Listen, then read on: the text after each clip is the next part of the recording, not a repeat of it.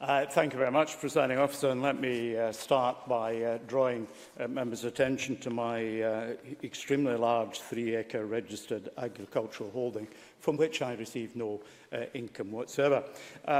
I'm an MSP for an intensely rural area of Scotland, dependent on farming and fishing, albeit we have other industries as well. And may I start on a very consensual note and say how very much I welcomed Peter Chapman's response to my intervention, that we would be guaranteed a minimum of 16.4% of agricultural support that there is in the UK going forward.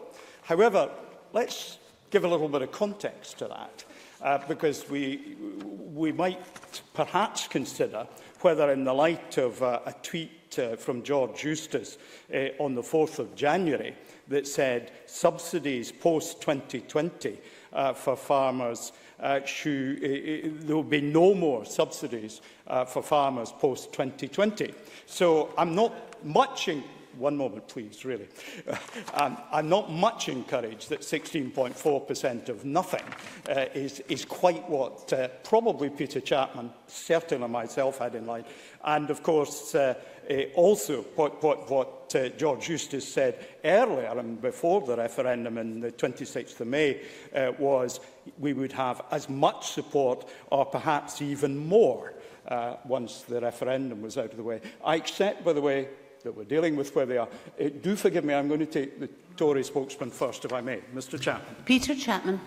The member makes a point that he feels that there will be no support. I don't accept that in any way, shape or form. I have had meetings with Andrea Leadsom and George Eustace, and none of the two of them said anything of the sort, that there would be no support going forward after 2020. Stewart Stevenson. I know my opposite number on the Tory benches is an honest and straightforward man, and I'm very pleased to hear him say that. But I can only repeat that George Eustace tweeted on the 4th of January. Now, putting it in 140 characters, I accept, can sometimes eliminate meaning. But the specific words he used were no more subsidies post-2020. I invite, in a spirit of collaboration, I invite the member to make further communication with his political colleagues and establish whether the meaning has been eliminated by the words that were actually used.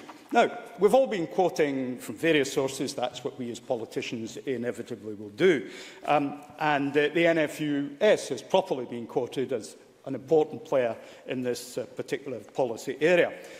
Claire Slipper yesterday in her blog following the Prime Minister's speech said NFU Scotland wants barrier and tariff-free trade as well as the freedom to set our own appropriate rules for farming. Now, I accept that the objectives that the Prime Minister laid out in her speech are ones I don't find it terribly difficult to agree with, by the way, because they are probably the objectives that in the current circumstances we would all think are proper.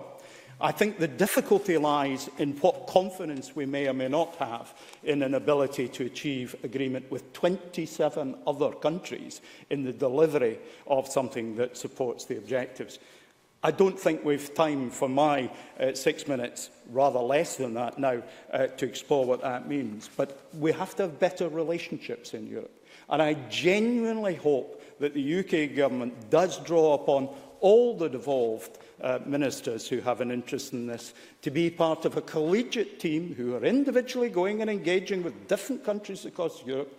I've attended as a minister more than 20 EU councils of one sort or another, and in that environment I used to have the particular countries that I, as a UK representative, had responsibility for. That's a good model going forward. And by the way, that was under both the Labour government and the Conservative government. So I know it can work. It needs to work again if we're to get the kind of result that we want.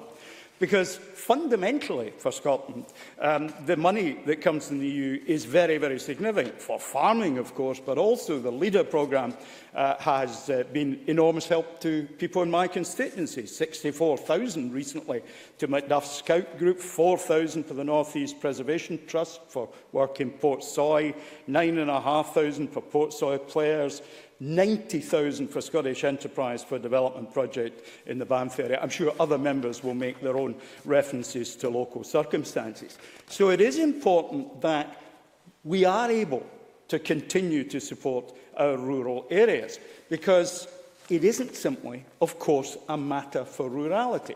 The quality of life in rural areas is important to attracting in professional support that will often be working in urban areas. So therefore, there is a benefit to supporting rural areas that is translated into a benefit in urban areas as well. We're not clear that the Prime Minister at the moment has the same kind of priorities that we are expressing across the political divide in this chamber for the rural economy. When the Prime Minister talked about disbenefits of not achieving a result between the UK and the 27 EU, she was talking about the disadvantages for the EU members. There are, of course, substantial disadvantages for the UK and in particular for Scotland as well. So I wish her well. I wish her well, but I have relatively limited optimism. Wales is doing well. They're on the same page as we are. Come to a close. And I hope that we can support, at the end of tonight, all of us, the motion that we have as amended by Labour and Liberal. I hope the Tories will do that.